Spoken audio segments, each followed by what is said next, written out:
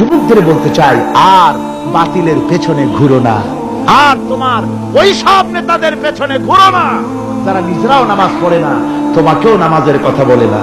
ওরা নিজেরা মিথ্যা কথা কয়, তোমরা টের পাও না? কি বলেন, টের পাওয়া যায় না?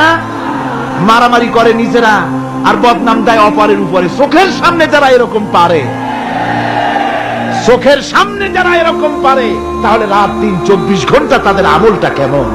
এদের পেছনে ঘুরে কোনো লাভ নাই। কোনো লাভ আছে? হ্যাঁ, একটা লাভ আছে।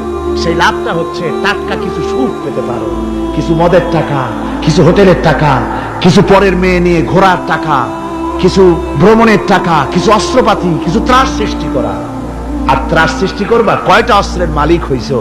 যুবক, তরুণ, বিপদগামী তরুণদের বলবো, সরকার অননুমোদিত অস্ত্র যাদের কাছে আছে, শুনে রাখো, এই অস্ত্র কাউকে ক্ষমা করে না। এই অস্ত্র কাউকে ক্ষমা করে না। সাপ পোষার মতো, যে সাপ তুমি দুধ কলা দিয়ে পোষো, ওই সাপ তোমাকে আবার দংশন করবে। ওঝা মরে না মরে না, সাপ খেলা যারা দেখায় তারা মরে কিনা, ওই সাপেই তাকে কাটে। সুতরাং গভর্নমেন্ট অনুমোদিত অস্ত্র তোমার কাছে, পাইপ গান, রিভলভার, স্টেন গান, এলএমজি, আদমজি, কত রকমের অস্ত্রপাতি যুবকদের কাছে। ঘুম নাই, সারা রাত অস্ত্র থাকে কাছে, আর কি কি লাল পানি খাইয়া চোখ দুইটা থাকে এত বড় বড়, দেখলেও ভয় করে।